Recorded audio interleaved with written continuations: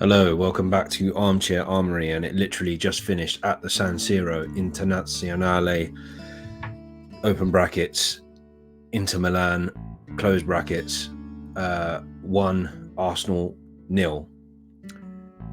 Boy, this isn't what we need right now. That's now 2 losses in a row in all competitions. First loss of the Champions League, first goal conceded in the Champions League. Regardless of all of that, we lost this game. First of all, I just want to get off my chest. I've been watching the coverage on TNT Sport in the UK, and the commentary team of Darren Fletcher and Ali McCoy were absolutely shocking today. You know, in an attacking sense, Arsenal were not great, and we were very unlucky with the penalty that was the only goal of the game. But the fact that they were taught, both, particularly Darren Fletcher, that guy knows nothing about football. He's literally saying, "Oh, this is exactly the same performance as, or the similarities to Newcastle." I mean, we were awful against Newcastle. I actually thought we played better. I think we controlled most of the game. I think when starting out from the starting lineup, Arteta seemed to change things back to normal. The back four of Wright, Gabriel Saliba, Timber, Mikel Merino, Thomas Partey, and Leandro Trossard in the midfield, and then Havertz, Martinelli, and Saka up front in the front three. Now that I think is a good enough team. Martin Odegaard was also back as well. There's some good news this week. After the news of Edu Gaspar, the Invincible, my main memories of him was scoring the 4th goal against Inter Milan, incidentally, and scoring a goal against Manchester United in the quarterfinals of the FA Cup, I want to say.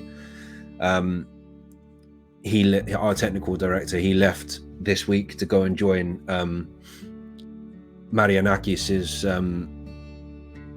footballing group, which includes Olympiacos and Nottingham Forest. And yeah, it was good news to hear that Martin Odegaard was back training again. I didn't expect him to feature.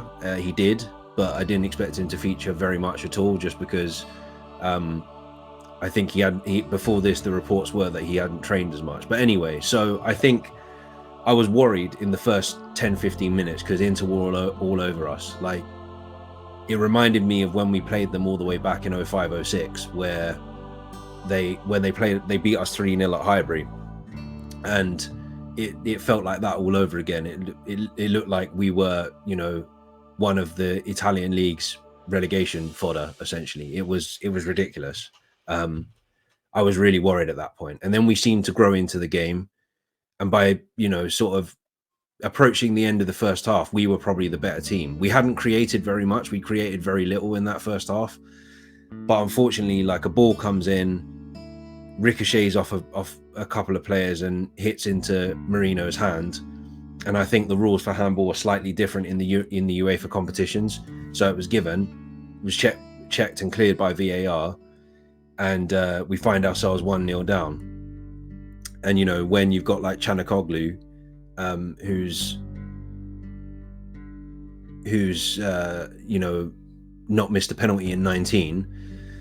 Yeah, at this point you're going to be 1-0 down, and that completely changes things. And I was saying to myself, I was thinking, this is going to completely kill our momentum. But actually, I felt like in the second half we did, particularly like after the hour mark, we did create a lot more. It just felt like, I don't know, something's wrong in terms of playing from the midfield upwards. Something's wrong. I don't think necessarily that for the most part the midfield had a bad game.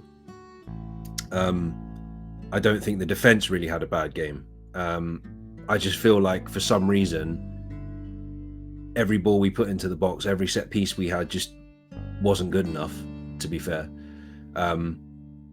Part of me that thinks we were unlucky in this game. But then, again, as I said at the beginning, I'm not saying that this is as bad as Newcastle or as bad as Bournemouth or whatever. But there were similarities. Like, we were better, but we were not better enough to get back into this game. And for the bigger picture of the Champions League, we now fall down to 12th. I know there's another 4 games to go, but you know, it doesn't stand us in good stead of avoiding those 2 extra games in the new year. And also we've got Chelsea at the weekend, losing 2 in a row as we have done, and going to Stamford Bridge when they've been in decent form recently, apart from the last couple of games, well, particularly the Liverpool game last Sunday. Yeah, it's worrying, put it that way. I don't have much confidence going into the Chelsea game because I can't see where we're scoring a goal at the moment. As I said, I think we did okay in other areas of the pitch. I just think it was fine margins, unfortunately, and for some reason we're just not firing at the moment. And having said that, Saka and Martinelli didn't play that badly, which is mad. So I don't know what to say. Eventually it will turn itself around, but it will probably be too late. You know, it was nice to see Odegaard get back on, and there were moments where he got the ball a couple of times and looked good. Nwaneri looked really good when he came on. He almost actually rescued a point for us. He did a lovely turn when the ball came into him, shot first time, and unfortunately it was always rising. So we didn't get that, but that would have been like a fairy tale moment for Ethan Nwaneri to come on and do that in the Champions League, but it wasn't to be, unfortunately. I don't know. As I say, I'm not confident for Chelsea now, just because I feel like this is now becoming a rut, and I have a very horrible feeling that a cluster of losses is coming, because this has happened quite a lot in Mikel Arteta's tenure, especially.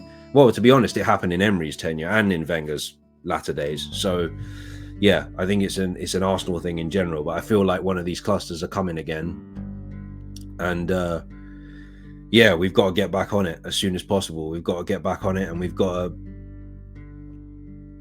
try. It's a must-win game, Chelsea. Chelsea is a must-win game, and normally when we're in a must-win game situation, it doesn't normally go well for us. So yeah, it's one of those games we have to win to sort of stand any chance of taking on, or to stand us in a better position to take on Liverpool and City. But you know, it is what it is. Again, I'm repeating myself from Newcastle. We just have to take it on the chin and go again. We have to go again for Chelsea. Right, I'm going to leave it there. I'm going to try and enjoy the rest of my evening, or what's left of it. Yeah, that's it basically. I don't know whether I'm going to be doing a preview for the Chelsea game, just because I'm going to be potentially very busy during the day on Sunday, and I'm not sure if I'll be home in time for the start of the game. So I don't really want to preview something that I might not be able to watch all of it and have my full perspective, but we'll see how it goes. I may just put out adjust the sim of the Chelsea game just in case things shit hits the fan on Sunday. Right, for the second time, I'm going to leave it there. I will speak to you again hopefully after the Chelsea game. If not, it will probably be I don't know when now, because I think the next game after that is a 3 o'clock kickoff. But yeah, we'll see how it goes. Hopefully the Chelsea game. But yeah, I'll speak to you soon. As always, like and subscribe, and take care and stay safe.